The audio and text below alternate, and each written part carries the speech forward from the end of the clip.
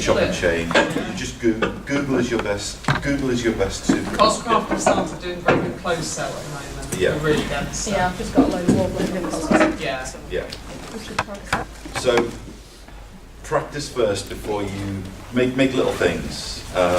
Just find like I don't know, something like a band brace or something, or jewellery, or just little things, and try and make little things before you pile in like an idiot like I was and make a full suit of armour.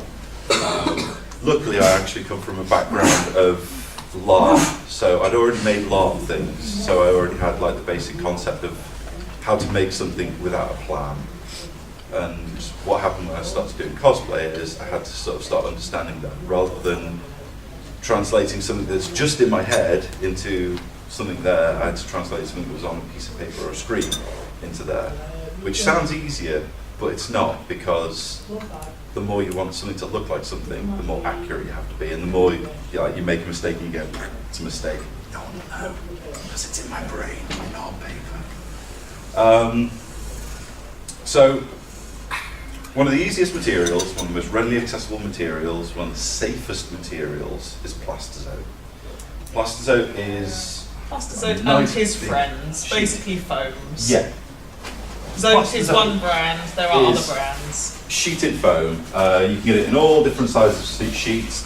Because we use it as a material in our business, because we make random tat to sell to people at events. Beautiful objects. We get it in great big sheets. The benefit of it being able to come in massive sheets like that, unlike craft foam, which normally comes in A4 or A3, you can actually get large sections. So, I mean, this is very thin. You can get it in all sorts of thicknesses as well. I recommend if you make an arm, you use 5mm. This is 3mm because it's for the cause of ears. I haven't got any 5mm in at the moment, so. So this is Plastazote LD45. Yeah, so this is LD45 Plastazote. It's heat formable, so you can even vacuum form it. If anyone's ever seen Phil the Killing Doll's Priss, a lot of that was vacuum formed, which is cool. I mean, that's a good material. It's vacuum formable because it's closed cell. You get two different types of foam, open cell, closed cell. What open cell means is you can put it up to your face and breathe through it, because it's made out of, it's the best way to talk. I mean, to be honest, there's a lot of different kinds of foam, and the terminology is a bit fuzzy. Yeah. But essentially, you've got the dense foams, which are like your craft foams, your plastazotes. Well, you've got closed cell. Your evac foam. You've got closed cell, which is made out of bubbles. Essentially, bubbles are an airtight object. They can pop, sure, but they are generally an airtight object. You've got open cell, which is made out of more like a scaffolding. And then you've kind of got the in-between.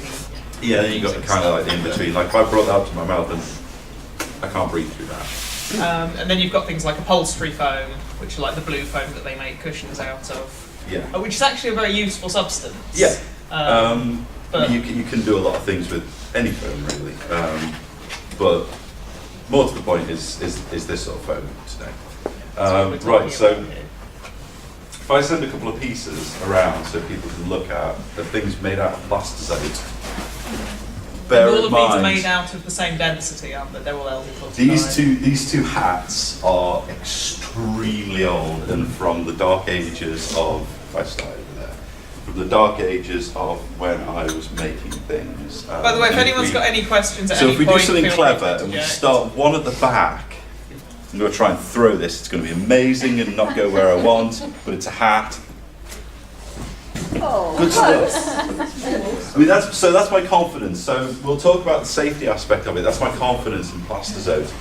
Plastazote bounces. So when I had my Alphonse Elric, last time I ever wore it, I fell over. I totally fell over. Me and Tab were doing action poses, and we were trying to like, replicate certain like frames from the manga, and one of them is like Edward Elric like sweeping Alphonse, and Alphonse is kind of like this in the image. And I mean, I'm nowhere near as fit as I was back then. I've got a few pounds on, but you know, I could have like held that pose for ages. But as soon as you put a suit of armour on, kind of a bit unbalanced. Even though it's incredibly light. I just fell over. I was like, oh no, I fell over in it. Oh God, I've got to do a skit in this. Oh, it's probably broken. Oh, it's probably broken. And I stood up and brushed myself off and looked at it and went, wow. So I stood up. Right, so working with Plastizote, you can just cut it with scissors. You won't get as neat a line as cutting it with a nice sharp knife. But if you're not confident with knives, you can cut it with scissors. You can glue it together with hot glue. You can glue it together with impact adhesive. Impact adhesive will give you the better finish because it's a stronger glue. Does everyone know what impact adhesive is? So it's the smelly yellow glue. So it's always better to ask if no one knows. Does anyone not know what impact adhesive is? Yeah. So some people do, right? So impact adhesive is it's a contact adhesive. So it's an incredibly strong smelling glue. So what you do is you get two pieces that you want to glue together. You get a paintbrush, you paint it on one side, keep it thin as possible. Paint it on one side, paint it on the other side that you want to join together, and let it, what you would expect to be dry. It's about 10 minutes. You'll touch it and it'll feel dry. You put it together and those two surfaces will bond, and good luck on getting them ever apart again. Can I give my little chat about Evo-Stick Impact? Yes. So Evo-Stick Impact, it's because it's a solvent-based glue, it's quite smelly and the fumes aren't terribly good for you. The best way to use it is outdoors, preferably with a mild breeze. Failing that, you can get pretty decent full-face respirators. Sorry, mouth and nose respirators get you the full face. Just be safe, basically. Look at the instructions and make sure you're not gassing yourself. How did I know Karen was going to say that? Because I've literally done a panel called "How Not to Die." You've done a panel on how not to die with my awesome boots sticking out of concrete. Well, I think it was called "How to Not to Die." Yeah, how to not to die. Yeah. Same goes for working with knives and things. Just be sensible. Thing with working with a craft knife is you are safer with a sharper knife. Yeah. A blunt knife sticks, catches, and makes you use a hell of a lot more force than you need, and that is when you have accidents. What we use are disposable bladed scalpels. So the ones with the nice, high-quality metal bodies, with the little blades that you buy in little packs of 5, non-sterile, that cost you about 50p to £1 for a pack of 5, and we just churn through that. Absolute rate. Not only that, not only does it become unsafe, you'll get a worse finish. Yeah. So you can use scissors, but you'll get a bad finish from that. You'll also get a bad finish if you buy one scalpel blade and try and use that to make a whole costume. Like for instance, when I'm doing my work, for a batch of work, I'll probably go through 5 scalpel blades. Because you can cut further. So I'm cutting fabric with it. But I'm also cutting... Actually, no, I lie. I use scissors on because you don't to be honest, for thin foam, scissors are actually absolutely fine. It's when you start getting sort of 5 or 8 mil thicknesses that having a blade is useful, especially because you can then get a beveled edge and do all sorts of interesting sculpty things with it. Right, so things have cycled around a bit, so I can send this around as well. This is actually a Plastizote. So this is actually Karen's, and I did not make this. This was made by my good friend Richard, who is a maker of LARP weapons extraordinaire. Oh, which company? Which group? Armour? He does. He's individual. He just does them for fun. He's Empire player at the moment, and also does LT. However, Scam Moore is exactly who taught me how to do this. Yeah, in fact, for many years. I literally sent them an email saying, "Look, I want to do this thing." Yeah. He does workshops now. Yeah, they do instructions. I did say for many years, Scam Moore was the best source of idea in his head. For many years, Scam Moore was the only place to get it. That's where I used to get my Zode. That's where I used to get my Zode fiberglass cores, because I make those, but I just don't have any at the moment because I couldn't give them away. But that's got a fiberglass core, and then it's laminated layers of Plastizote. Yeah, so if you imagine, so you'd get your sheet, you'd draw your sword on it, and then you would literally cut that out, and then you would glue it together. So you'd have a middle layer, and then you'd glue another layer onto that. I'm not cutting through and this. the middle layer has a slot cut in it, the exact shape of the fiberglass just core. like a letterbox. Yeah. What is it, fiberglass rod? I think it's either a circular rod or a square, a rectangular profile. I think that's probably a circular one. Yeah, They so usually a lot of people use find the circular circular ones better. I prefer the rectangular ones, basically because I like the idea that it perfectly fits in the slot that I cut out of Richard is the proud owner of the world's strongest LARP weapon, the one made of that bonded carbon fibre. It's the world's strongest curved core because it's made of like this military grade, aerospace grade carbon fibre bent rod. And usually curved LARP weapons are a right pain because if it's fiberglass, it just kind of unbends over the years. Apparently this thing broke the machine that was being used to test it. That may be an apocryphal tale. I'm not quite sure I believe it, but... Right, so let's go on to another type of sheet material. So I haven't got any samples of the actual material, but I've got things that I've made out of it, a thing that I've made out of it, and a thing that shows off it. Shows off what you can actually do with it as another thing. So this, this is made out of Sintra. Actually, don't use Sintra. So in this country, so you'll hear people on forums talking about Sintra. You'll go home and try and find out where to buy Sintra in the UK. Good luck. Congratulations if you actually find some, because it's not called Sintra in the UK. Different brands. It's called Fomex in the UK. Its actual purpose is advertising boards. So, like when you go to like They're places not like, anymore, really. they're not anymore. People use it a lot less. But like back in the day, when you like went to MCM Expo and you'd have like the exhibition booths, and they'd have the great big printed boards. That was all Sintra, and it used to all go back home. So Sintra is after there was one event after which we literally had a stack of these boards about a foot high, and we've still got 3/4 of it left. This is made out of Batman Arkham Asylum. That was really good Fomex. The other thing is as well is Fomex varies, so it's always good to get a sample. Just say I want a little sample, get it, and stress test it, because some Sintra will bend. Sort of fold in half. Some will snap. Some, you'll bend it a little bit and it'll just snap. It also has directionality to it. It's got a grain. Yeah, you don't want to touch that stuff. It's crap. You want to find a company that trades in the stuff that will just fold. Anyway, it's a semi-rigid plastic.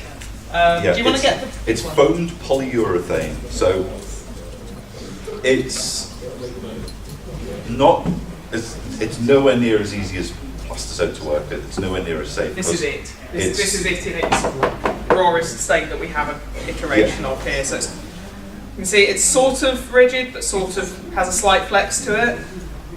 It's heat formable to a degree, but only in one direction really. You can't really make multi-dimensional curves, so you couldn't make a sphere out of it, but you could make a cylinder quite easily. So if you see this, it's got various darts in it to get the extra dimensions. This wasn't used as a final piece of armour, this was used as a sculpting base. Yeah. But people do make final pieces out of them. Yeah, They can look very, very nice. No, Sintra's a nice material to work with. It's not easy by any measure of the imagination.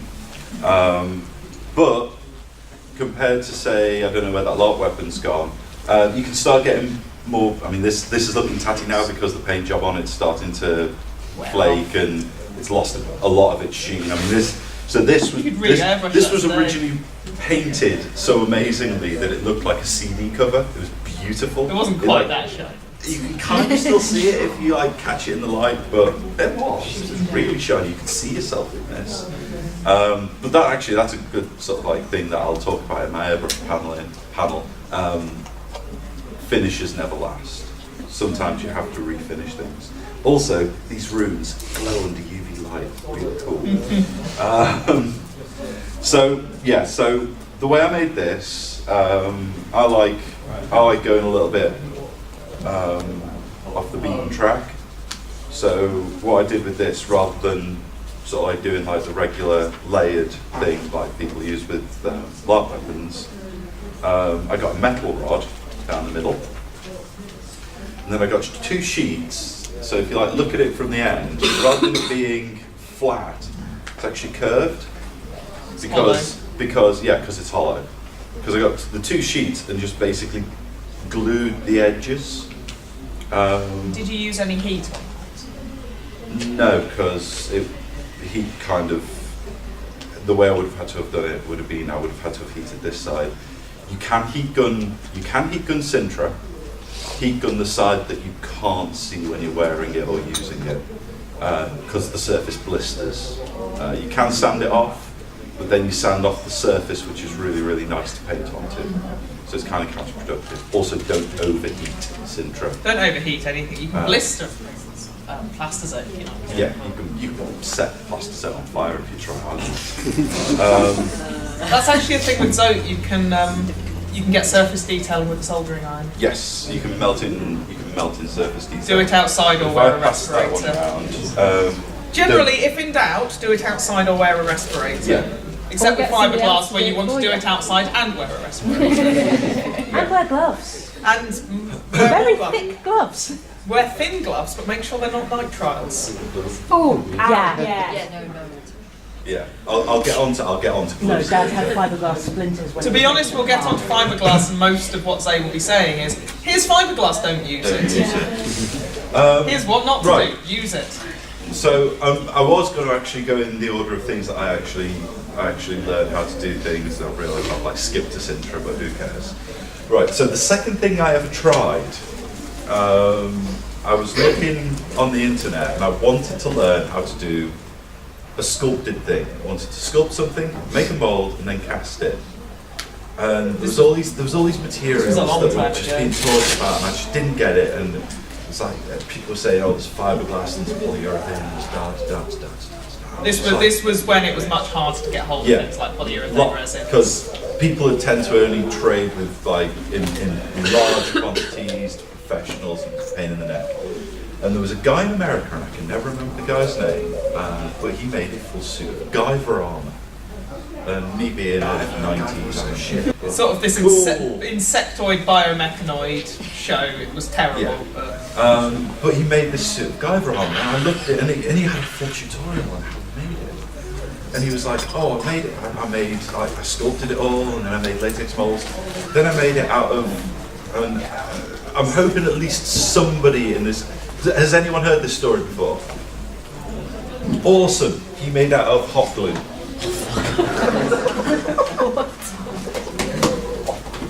I can remember seeing this being mentioned. Yes. Impressive. This is kind of a lie. Its name is a lie. It's not glue. This is a thermoplastic. A very sticky thermoplastic. This is a sticky thermoplastic, but this is a plastic. This is a thermoplastic. So, has anyone worked with friendly plastic? What else is it called? Polymorph. Same stuff. It just doesn't stick. Polymorph doesn't stick. This does. It's exactly the same material. I think that has a much higher melting point. So this has a much higher melting point. So this will burn the. You get your hands on it. As my thumb can confirm. You don't get a great finish, but as a cheap way of making a end product out of a sculpted object. I mean, this is worse for wear. Bits of it have dropped off. It's like got one of its eyes left. The lens I kind of pinched because I wanted to use it again because it was like a lens that had like hang cut. So it was kind of like. I can't do that anymore, so because I haven't got the machines. But yeah, so this was the first thing I ever sculpted and turned into a object. So we'll go through it briefly, let it pass around, let everyone look at the madness. You say hot glue's cheap. If you buy hot glue from B&Q, that's probably the most expensive thing you could possibly buy. So you could probably spend 50 quid on like 3 dozen sticks of hot glue from B&Q, or you can go to a supplier that will sell you like 20 kilos for a £10. Well, not that much. But yeah, so you get a lot more for the same price. So you grab the long one, the long hot glue. Yeah. So I will buy every year or two. I will buy a box of these, and the box is the profile's about the size of a DVD, and it's that long. Yeah. And that cost me about £55. Yeah. You can get a lot of hot glue for your money if you go online and find a bulk supplier, and it doesn't go off. It's plastic. It lasts forever, so you're not like sticking it in the sun or something, I guess. Yeah. But it's great stuff. Yes. Where do you get your hot glue? I absolutely cannot remember. I think I googled. I got my last lot from Amazon. Yeah, Okay. you can get it all I sorts just of went on places. Amazon and looked for hot glue. You just look for large amounts. Yeah. Oh, there are specialist suppliers. I mean, always use the logic as well of like looking for. So I find hot glue a lot like PC memory or hard drives. So you'll be able to get like 25 for a tenner. You'll be able to get 50 for 12. Yeah. You'll be able to get 100 for 15. Sure. So like for an extra £5, you're getting W. umpteen times more. You may as well like pay that extra £5 and get a shit ton, more than you'll ever need. Because at least that way, again, this is kind of like something that I was going to key into in a bit. It's always better to buy too much than too little. The other especially thing, with things like shipping. So like shipping plasters out actually costs a bit of money because it's a big object. because it's a big object. So it's better to think, oh, I need 5 sheets, I'll buy 8. Than I need 5 sheets, I'll buy 5, and then have to buy another 3 because Zoe, yes. we didn't actually talk about the finish on the Zoe. We didn't. I was going to get onto finishing as the last Okay, thing. that's cool. Because I'll be sort of like promoting the airbrush. But we also talked about just latex in general. But going back to the hot glue thing, be imaginative of materials. If you have a material and it does something that you notice as like, you know, this might work as something, have a little experiment. Here's an interesting thing that hot glue does. Cat has used this to very good effect. Hot glue diffuses light. Yes, Hot glue is translucent. I've done that. You can put LEDs in hot glue. As long as you don't, as long as the LEDs aren't make melting everywhere, be careful. But yeah, if you have an LED embedded in hot glue, the hot glue will A, transmit the light, but B, diffuse the light. So you it can turns also a get point hot- source into a nice. Sort of glow. Soft I did glow. it. I when I was talking about I did a project and it was a disaster. I made Nina for Full Metal Alchemist. It wasn't a It disaster. was a disaster. Dude, the head was slightly too small. Other than that, it was really good. So I did that with the eyes because I wanted to be a complete asshole and make everyone have horrible, horrible nightmares. Because I did the Nina Chimera from Full Metal Alchemist. I was never happy with it. But It was good. It was good. So that's another one. Experiment. Safely. Safely. Be safe. Always be safe. So yeah. So and the be safe thing comes into a thing. Little anecdote. So there is a story going around, and you hear this a lot in cosplay. You hear tales of horror. I've never corroborated this story, so maybe a lie. Someone told me though that somebody in America found material in his garage. It was his dad's garage or his granddad's garage or whatever. But he found this material, and he was like, "Oh my god, this is amazing! I'll make a suit of armor." And it turned out that he'd been making armor out of asbestos. Yeah, I've always heard that story. So it didn't turn out well for him. Let's just put it that way. And there's the story with the expanding foam, the liver failure. Oh yeah. Always use. So if you're going to use a dangerous material, always use safe. Always be safe. So far, I've talked about. Aside from the glue, aside from impact adhesive, Which isn't that bad. which really. isn't that bad It's salt, unless you use it basically. every single day for years, you're probably fine. But The things that I've talked about so far are safe to use. You're not going to kill yourself using the things that I've at least you're no Even more if- likely even to if kill you- yourself than just in your everyday life. Yeah. Yes. How do you mould the hot glue? You haven't actually said what Ah, you that's mould. true. Oh right, so It's Sunday morning. I'm terrible. right, so I sculpted it in clay. I actually sculpted it. The reason why it's all wobbly is I bought like cheap, like the shit that kids use in school. Like the stuff that like comes in like weird blocks That's that look actually like quite loads of good. strips. The new plus. I don't like It's it. plasticine. Basically, yeah, plasticine. So I made a plasticine sculpt of it. I then made a mold out of latex, which is the easiest way to make a mold, but they're not great molds. I always recommend the first thing that somebody does is make a mold out of latex. It won't be great, but it's a cheap way to learn how to make a mold before you go onto a more expensive material like silicon. I will explain silicon mold in a minute. Then you make, I mean, there's loads of tutorials online for this, so the best thing to do is just like look for mold making tutorials, because that's there's even a lot on YouTube these days in itself. Then you make a mother mold, which is a rigid mold, because obviously a piece of latex is floppy, and if you filled it up, it'd just come out all warped and weird. So you make a mother mold, which is a rigid mold, which the latex mold sits in. Then you sort of like, I mean, I actually made it as a two-part mold, which is why there's like a defined line down the middle of it, because it's the very first time I ever made a mold. So I was just sort of like hot glued into one side, and you do kind of like have to move it around because it wants to be a liquid and it wants to settle. So you have to kind of like make sure that when you're doing a bit, that bit is centered on gravity. So you kind of like have to roll it around while you're doing a bit, let that cool, roll it, do a bit, roll it, do a bit. It's trickier than other materials to use, but it works. And you can make little things as well with it. So I didn't bring it with me, but I made a werewolf, and the werewolf had like a claw necklace. It was actually a tooth necklace. It was a tooth necklace.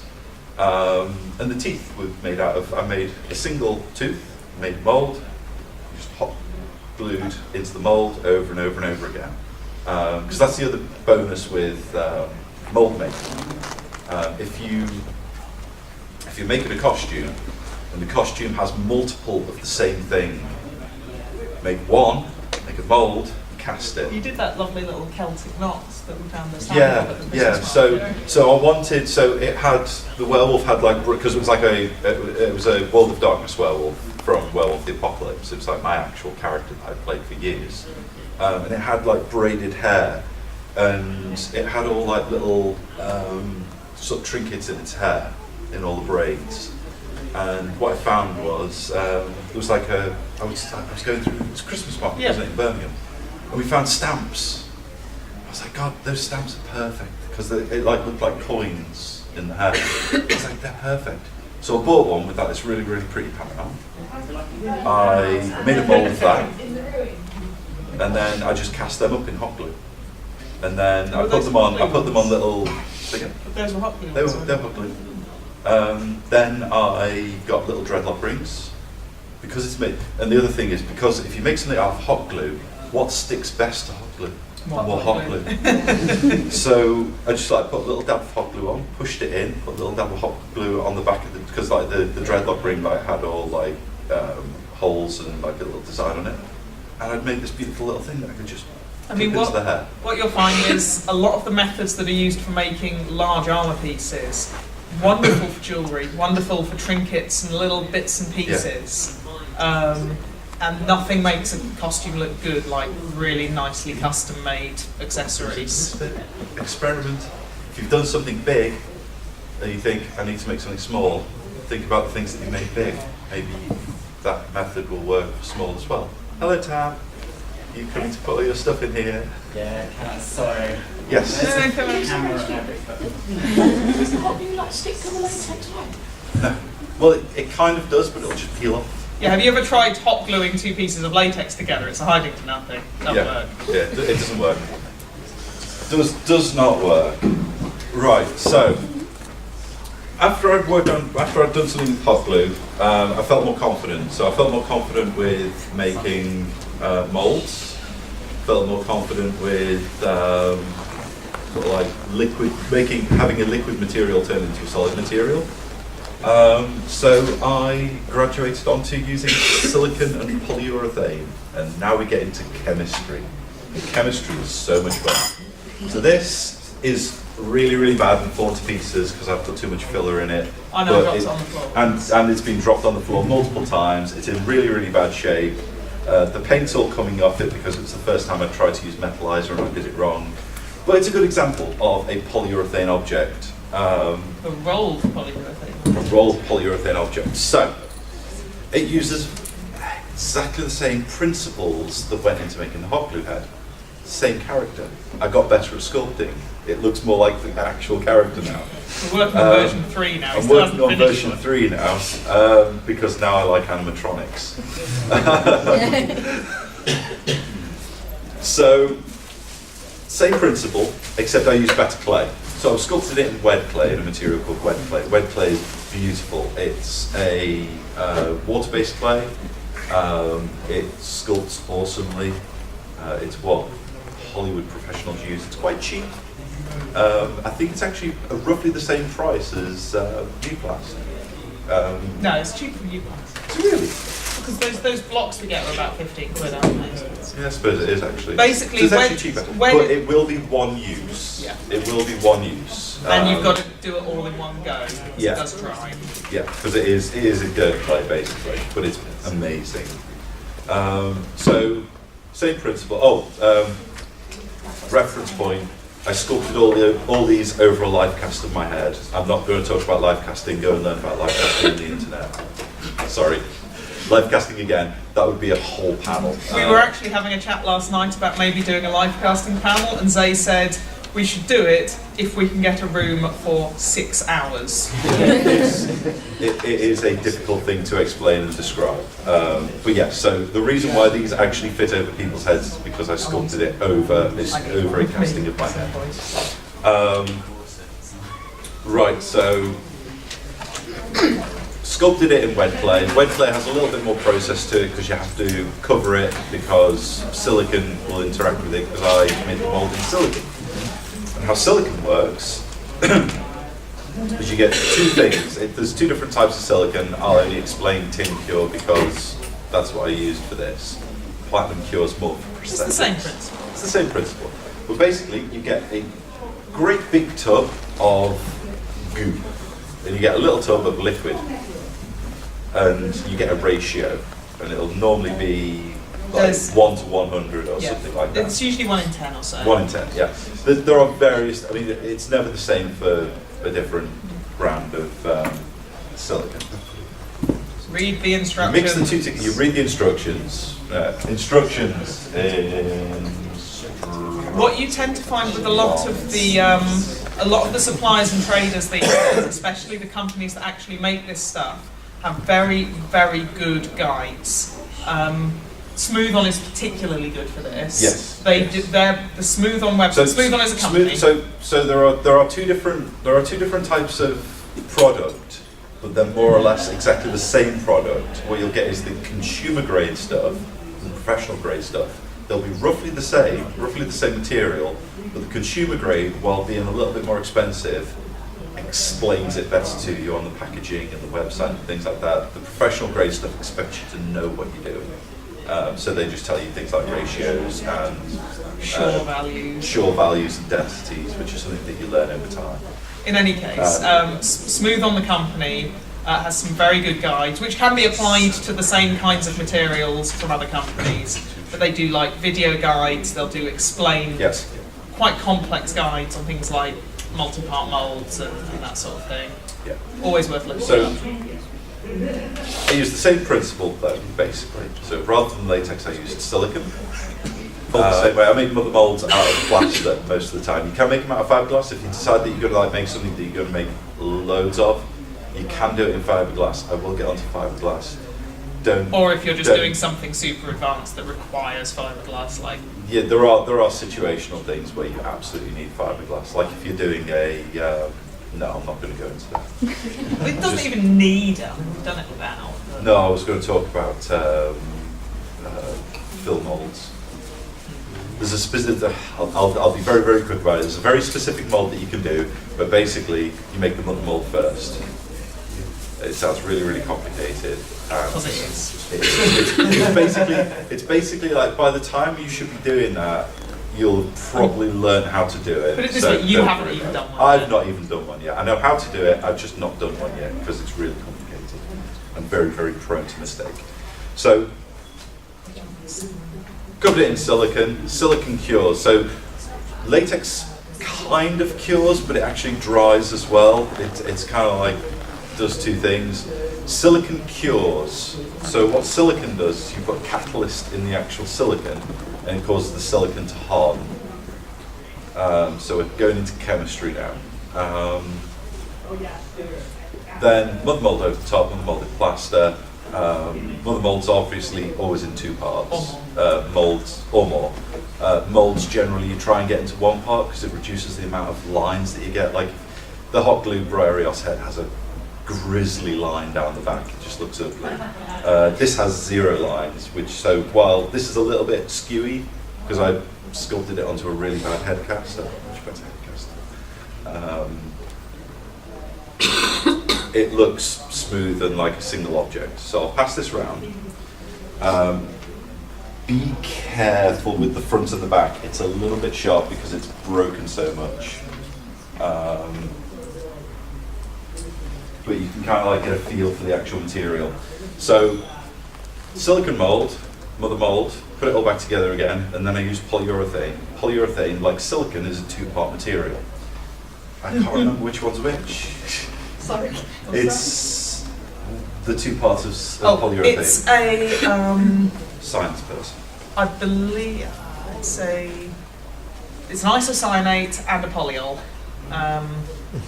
4,4-methylene diphenyl diisocyanate, I think, is the one that I'm a paranoid person, and I've done an awful lot of research on whether this stuff would kill me or not. I came to the conclusion I'm probably okay, because all the people who've died from it are people who are like using it to spray truck beds for 8 hours a day with no mask on, rather than people who play with it once a year for 10 minutes. So now we're sort of like getting into the more chemically thing. This is where you should really start using proper PPE. You should be using a mask regardless by this point because you're probably actually using it a lot more. Although funnily enough, this stuff you probably don't need a mask for, but there's no harm in using a mask when you don't need it. Better safe than sorry. Organic vapor is the filter you want. Yeah. So normally things say go over the top anyway. When we say a mask, we don't just mean a dust mask. What we didn't bring it. No, we didn't. What we mean is a fitted lower face respirator that makes a seal with your face and has replaceable filters. You can get, I think you get the base unit for about £15. The filters cost from £5 to £8 a pair. Usually you use them in pairs, it depends on the design of the object. You'll have actually seen a lot of people doing costumes which use either real masks or fake masks. Yeah. It's literally lower face, I'm running out of pair of time. filters. You've got nearly half an hour. Got like 20 minutes. I've got a lot more to get through.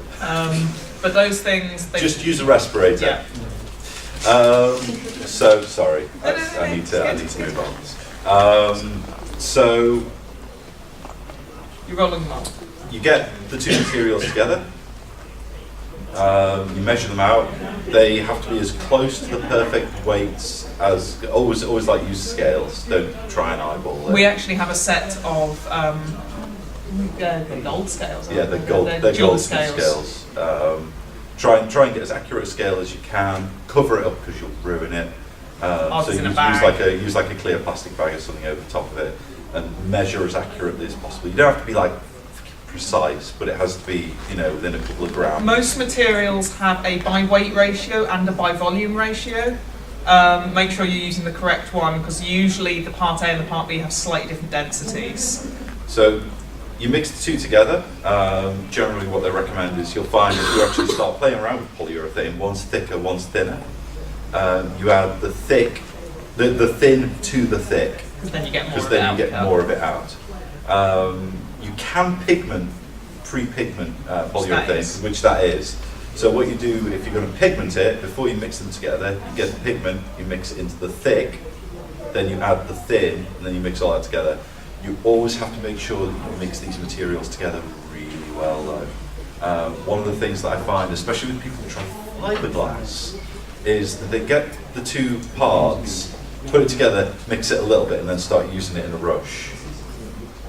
And it doesn't cure properly. It stays sticky, or it goes crystally, or it goes weird, and it just goes wrong. Always sort of like make sure that you always have a pot life. Gauge the pot life by how long you should be mixing it. So if it says it's a 15-minute pot life, you should really be mixing it for a good 2-3 minutes. because you need the material to be absolutely mixed, otherwise it will. Two different curing types. Oh yeah, so polyurethane, there's two different curing types as well. There is rotocast and fill cast. Rotocast will cure thin, that's rotocast. So rotocast, rotation, rotation. So you pour it in, basically into a bucket, and roll it round. You roll it round, you roll it round, you roll it round, and you go, oh my god, It's not curing. nothing's happening, and then all of a sudden it'll start changing colour. It'll stop going from being clear to being opaque, and it'll start getting thicker. And if you've panicked the wrong way and you've let it all cool in the bottom, you'll get like a nice big thick In fact, that's goopy got a layer. little bit of that going. That has got a little bit of that because I was still really learning how to use polyurethane back then. Roll casting's hard. None of Roll my casting casts is are hard. perfect. I mean, if like the really hardcore guys that like do these like spectacular pieces actually make special machines, but again, not done it before and you might only use it once or twice. Don't go making a machine to it's ridiculous.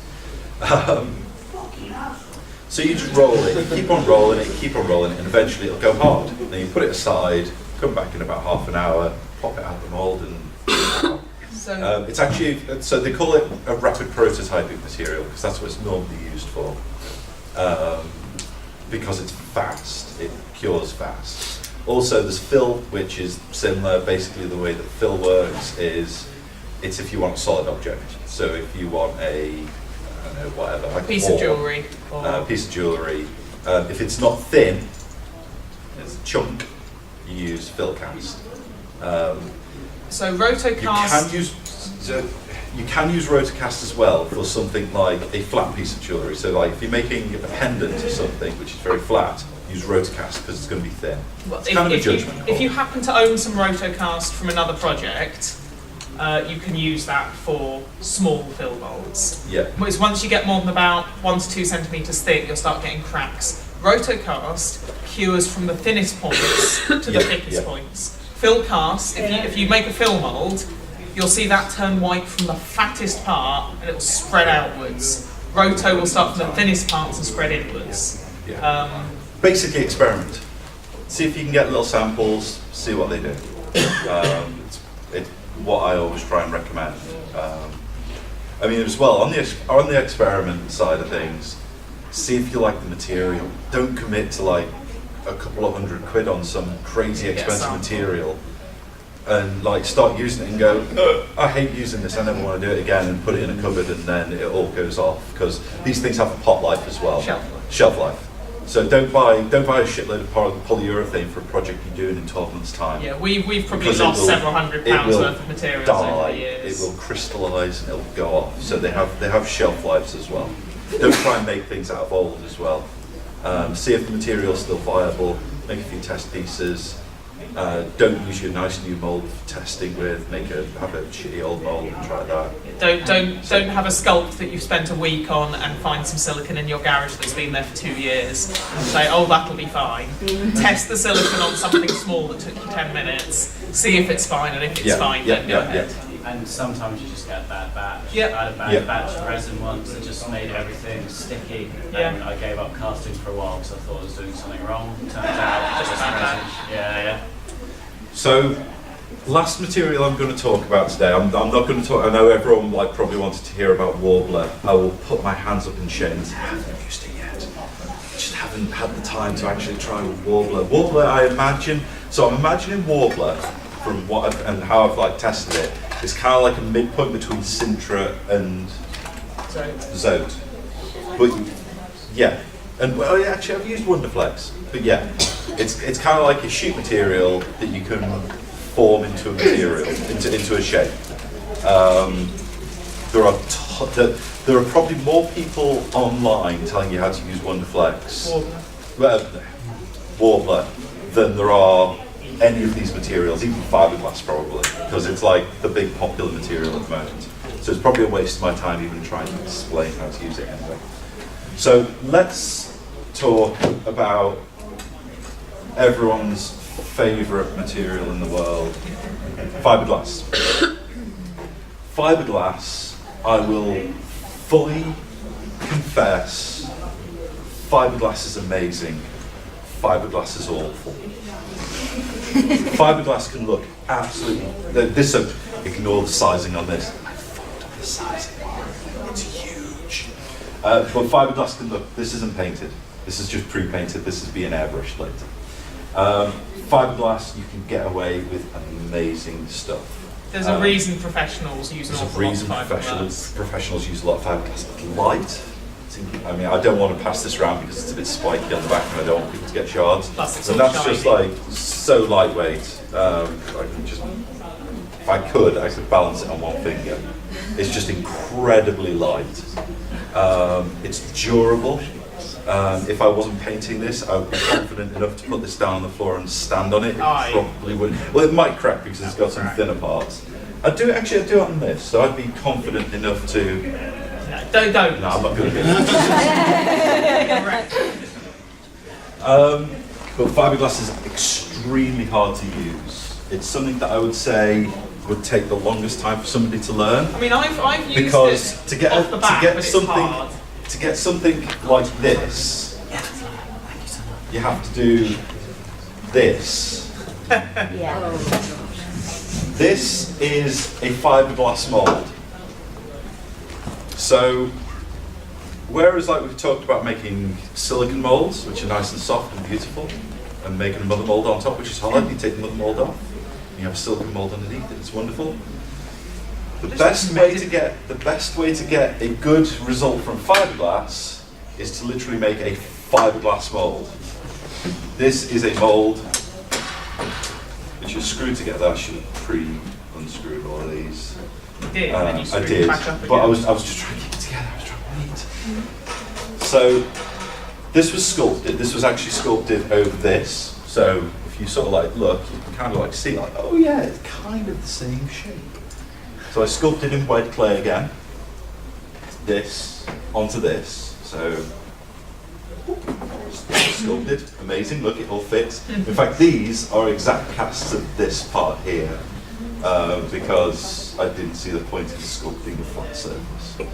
Because I'm lazy. Sensor. Yes. Time, economizing my time, which is nonsense because that took ages to sculpt.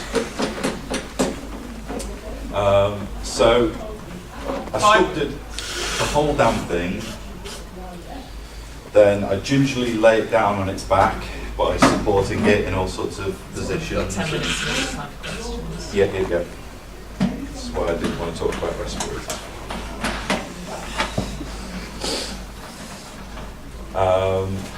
So I laid it down on the back, I made a little retaining wall around the front half, and then I covered the sculpture, terrified out of my mind that it wasn't going to work, in fiberglass.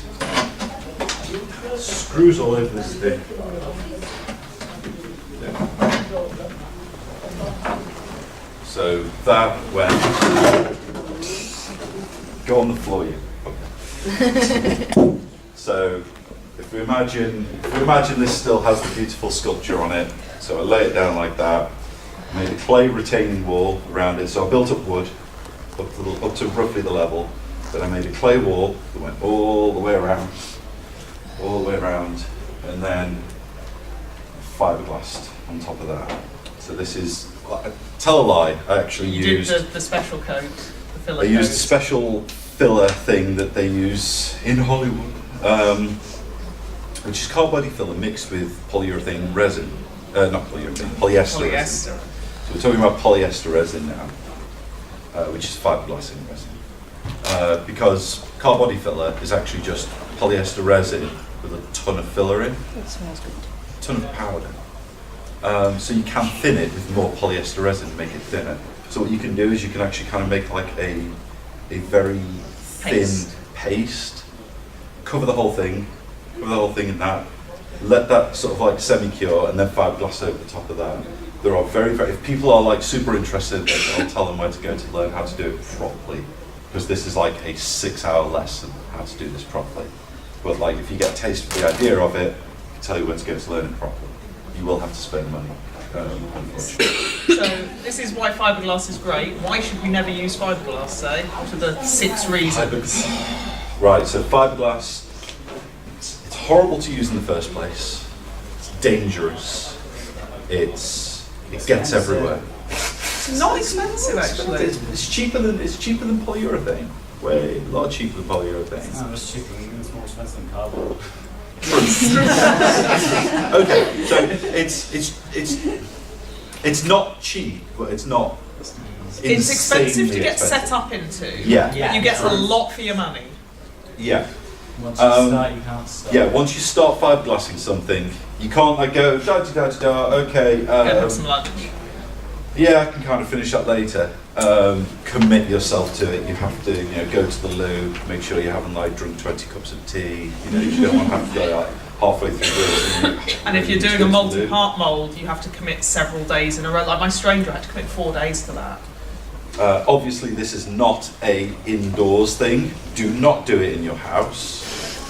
Don't do it in your Stinks. garage either, or in the shed. You can do it. So so we're lucky. We've got a big garage. We've got a big garage that is under our house, and there is no air movement between the garage and the house except up a drain. If you've got a garage with a door into your house, like some garages do, don't do it in your garage because it's a gas, and gas is thinner than air. If you imagine that air can get into your house, gas can get into your house, and it stinks. Like it's when we do noxious, it will literally make you dizzy. works its way up the drain into the downstairs bathroom. Yeah, You it can does. smell it. We get a little bit into our house, But and not a lot. not a great deal. But I thoroughly recommend, if you're going to try it, wait for a nice sunny day. I mean, it needs to be a warm day anyway. You always need to do fiberglass over 13 degrees. That is like, I thought the percentages made that okay. Sad marriage. that's risky because Okay. you can get warpage. Don't try and Yeah. don't go off. Don't do it in the middle of like I winter. did. And yeah, just make sure it's warm. Make sure you're safe. It's dangerous. Again, there are a lot more tutorials online. If So you with decide this fiberglass- is a material for you, learn it first. The resin- more than anything else. Study, learn, read. So the Go polyester online. resin is dangerous. The polyester resin catalyst is dangerous to health and explosive, It's and explosive. highly flammable. If you don't do this. Don't do this. This is actually illegal. If you get MEKP, put it in wood chips and put a fuse in it. Go into a nice autumnal forest where there's lovely leaves everywhere, all on the ground. Put it down and set it on fire. You'll get a beautiful explosion aura. It looks amazing. There's a really good YouTube video. But Look don't for actually do it. MEKP explosion, and you'll see why MEKP not. being You'll- fiberglass catalyst. You'll see why not to smoke or have phones or anything. Yeah, that's the other thing. Your phone, don't bring your phone with you, especially because you're covered in fiberglass anyway. If somebody calls you, you're not going to be able to answer them. Keep electrics away. Be safe. It's dangerous material. And the actual glass fibres themselves can get everywhere Yeah. and are One of hazards. the big problems with fiberglass is no one who's selling fiberglass is expecting somebody who's never used fiberglass to be buying fiberglass to use. So they don't say, for fuck's sake, don't just pile into using fiberglass. You might be lucky, you might get away with it. You might be really unlucky and kill yourself some way. I mean, you're not going to kill yourself. You're not going to kill yourself to exposure, but you're going to do damage to yourself. You could kill yourself to an explosion. Damage your lungs, damage your skin. It's great, but it's really dangerous. So I've basically, like, for years I've said don't use fiberglass, don't use fiberglass. I'm not saying that anymore because it is a good material. What I am saying is be safe. Don't go in half-cocked. Practice, be safe. It's very, very difficult to use as well. So don't make a beautiful sculpture and then try and use fiberglass for the first time. I did. It'll go. Yeah, but I was there. I was using it for the first time, but I'd done an awful lot of research, and I had basically someone who'd used it twice A before coach. to hand, to coach. I was going to ask, fiberglass, is it like some types of resins? Flies love it? No. Okay. I think Some they probably resins, die. like, I think they literally- probably die before they get to it. Polyol, which is like an alcohol. Yeah, like. It So- smells like fruit alcohol or something. Yeah, One pretty of the much, other like- one of the other bonuses with fiberglass is you can make other things out of it. So I'm just going to see how much time I've got. No time. No time. I've got 4 minutes. We need It'll be to- really, really quick. Really, really quick. Right. So The other thing you can do with fiberglass is great. You can make plates out of it. So this is a support plate. So if we really quickly go through things. So imagine you want a beautiful set of wings. Amazing, beautiful, they're huge and awesome. And you're going to put them on a couple of little straps. What they're going to do is just go and fold back on you. So I'm going to be quick. You make a corset harness. There are instructions online. If you want to know how to make a corset harness, I will direct you towards the tutorial. If you want to know how to make a corset, come to the next one. So, corset harness. Corset harness is, it does kind of, put a little bit of weight on. So it's a form-fitting harness.